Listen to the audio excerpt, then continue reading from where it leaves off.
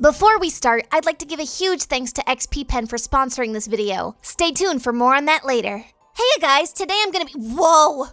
4.4 million in 4 weeks? Countless covers and TikToks being made with our song? Tons of fan art? Huge influxes of merch orders from our fourth wall of the new Abstraction designs? Well, wow. I'm glad y'all liked it.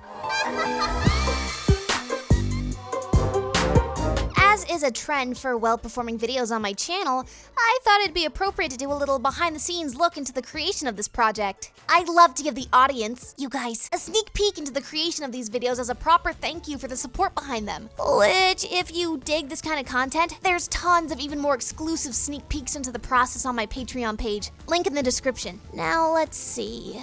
As the name implies, this was a live band variant, so we needed to get a live band for the— hold on a sec. Is that the New Orleans-based jazz funk band CloudSave?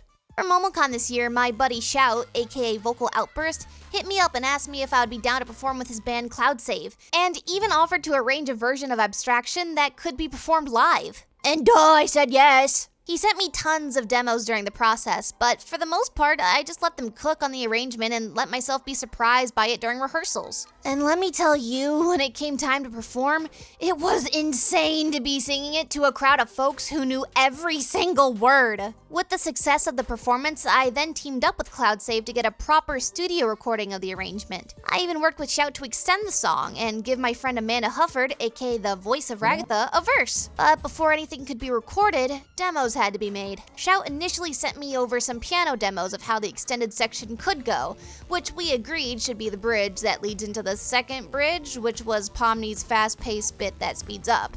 Here's how some of those demos sounded.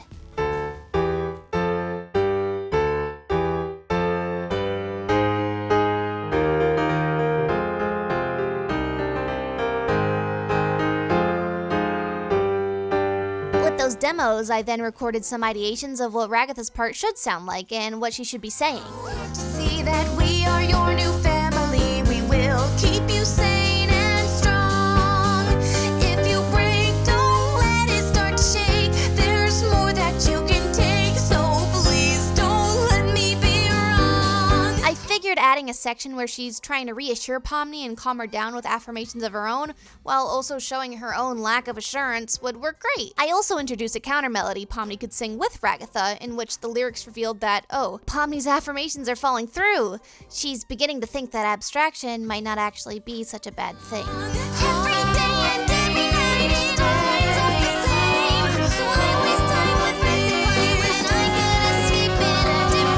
After we got the arrangement and demos figured out, Amanda and Michael got their updated recordings for me, even though we had existing Jack's vocals from Abstraction's original variant.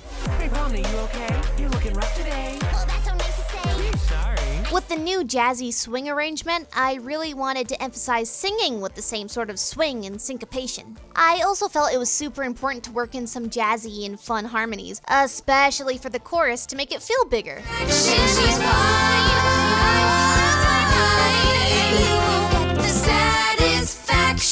No abstraction, no. For all you vocalists out there interested in how each part sounds, I actually dropped a harmony breakdown for the chorus as a short, so you can check it out. Sadly, Kane didn't really fit into this variant, but that's okay because Ragatha deserves extra love and a million fan songs. The final step was getting the band to actually record the arrangement, which they did at a really sweet spot in New Orleans. They actually recorded Jake Neutron's live band version of Are We a Thing during the same weekend, so it's kind of sick to see the footage of how that was all done. It was a huge group effort to get that many folks into the studio, and it wouldn't have been possible without every member of CloudSave and all the folks working at the studio. Now that we had the final instrumental and vocals, Greenie Pika and Twilight Wonder worked their magic for the final mix and master, and the song was done. Now, finding an efficient way to execute the video itself was another animal entirely. My studio, KittenSneeze Productions, was juggling preparation for multiple other videos, some of which are fully animated, so there was a limited amount of resources and time to prep this one, and— again? Hold on.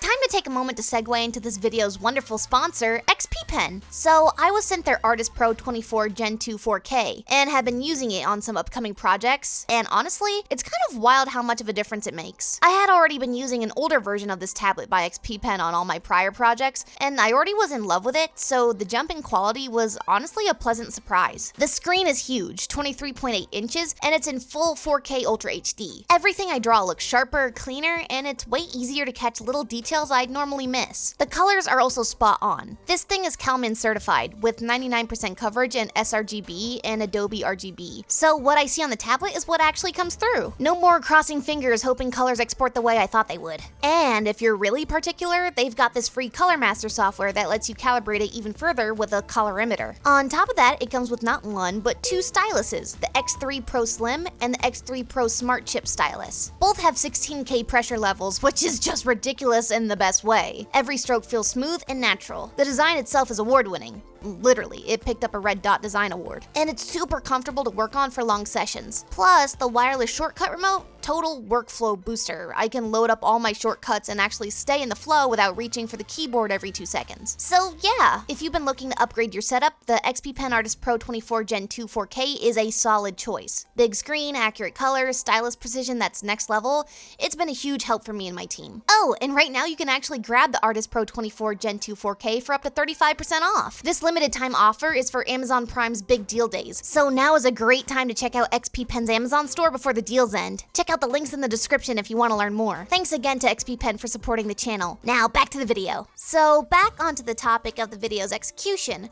While it was on the simpler side compared to our other projects, it was still fun to conceptualize. After watching episode 5 of The Amazing Digital Circus, I knew the bar scene was a perfect location to have the MV take place in. I also knew I needed a visual representation of the band itself, since there were so many instrumental breaks that needed to be filled in with interesting visuals. And what better way to represent a band in The Amazing Digital Circus than with all these little NPC guys? It was tons of fun doing the boards to figure out what would be happening on screen visually and execute it all in 3D, which was done by the lovely Coda, Anim, and Static Films. For illustrations, I knew I wanted to have enough separate scenes to hit every important beat of the song to keep visual interest, while also being easy to execute. That's when I turned to Bryn, aka Burrotello, for assistance in thumbnailing out every shot. Their art style is pretty similar to my own, and they knocked it out of the park. You might recognize their work from Bliptoons. They're doing the Amazing Digital Fight Club, which I voiced Pomni in. We worked together to figure out the posing and composition for each shot, while I provided some specific notes in instances that I had a clear idea for what I wanted. With their finalized, cleaned up thumbnails, we were actually able to pull the line art straight from the rough since Bryn made them super duper clean. I knocked out the cleanup and color on a handful of shots to serve as a reference, and then had the artists at my studio knock out the rest. While Bryn and I focused on the character art, our studio's lovely background lead, Daniel, organized the studio's background team and knocked out all the lovely 2D background illustrations you see in the final video. To bring all these aspects to life, our compositor Theta compiled the character art and background art into After Effects to give a sense of three-dimensional space with the 3D camera. This allowed us to achieve subtle parallaxing and camera motions that make each illustration's screen time more interesting.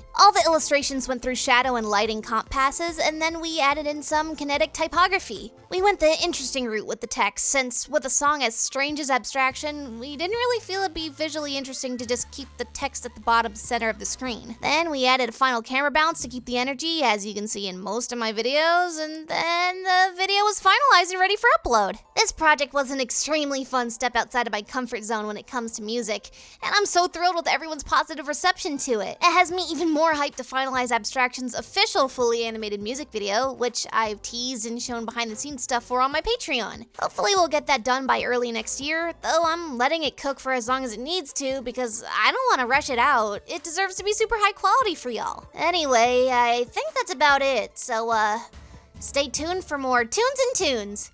See ya.